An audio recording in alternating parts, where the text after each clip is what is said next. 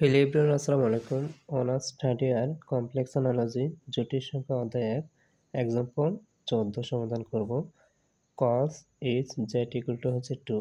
এই অঙ্কটি ন্যাশনাল বোর্ডে 2020, 18, 12, 10, 6 সালে এসেছে।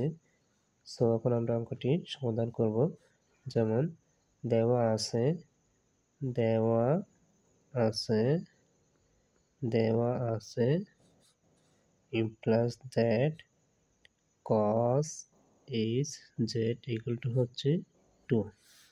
এখানে আমরা লিখতে পারি implies that cos h z এর জায়গায় লিখতে পারি e the power z plus e the power minus z divided by 2 equal হচ্ছে 2। এখানে আমরা একটা সূত্র প্রয়োগ করব। যেমন 2 cos h z ইকুয়াল লেখা যায় e the power z plus e the power minus z। এখান থেকে যখন আমরা cos z বের করব তখন লেখা যায় cos z equal e the power z plus e the power minus z divided by 2।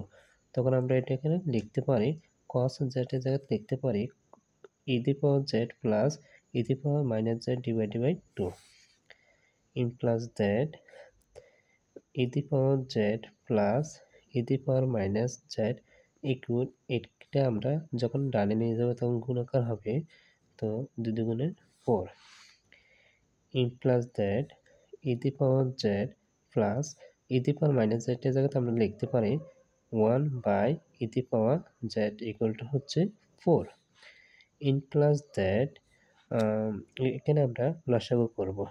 e the power z এর লসাগু e দি পাওয়ার z, তো আমরা হরদি বা লব দ্বারা গুণ করব। তখন আমরা এটা থেকে কি করব, e the power z square plus হরদি বা লব দ্বারা গুণ করলে 1 ইকুয়াল হচ্ছে 4 implies that e the power z square plus 1 equal, এখানে আমরা এটাকে ডানে নেব, তখন এটার সাথে এটা কি করব, গুণ করব। তো গুণ করলে 4 e the power z implies that e the power z square, এখানে প্লাস আছে, যখন এটাকে আমরা বামে আনবো তখন এটা মাইনাস হবে, minus e the power z plus 1 equal হচ্ছে 0। এখানে আমরা একটা দ্বিঘাত সমীকরণের সূত্র প্রয়োগ করব। যেমন a x square plus b x plus c equal হচ্ছে 0। তো এখানে লেখা যায় x equal minus b plus minus root over b square minus 4ac divided by 2a। এই সূত্রটা এখানে আমরা প্রয়োগ করব। সো এখন আমরা লিখতে পারি এখানে আমরা এর মান 1 ধরবো মনে মনে, আর এখানে হচ্ছে e the power z square কে ধরবো x স্কয়ার প্লাস এরপর হচ্ছে b এর মান হচ্ছে -4 আর x এর মান হচ্ছে e the power z plus এর প্লাস c এর মান হচ্ছে 1। তখন আমরা মান বসাবো in plus z।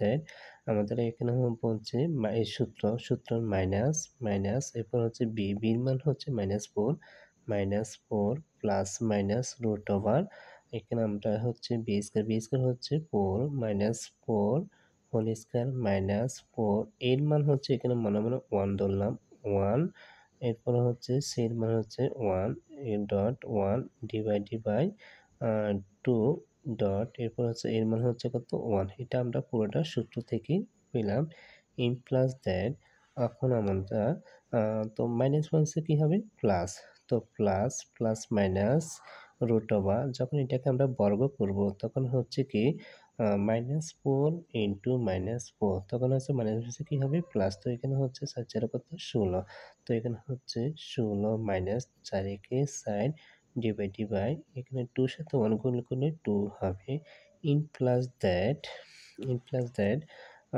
4 plus minus root over, যখন 16 থেকে 4 বিয়োগ করব তখন হচ্ছে 12 ডিভাইডেড বাই কত 4 2।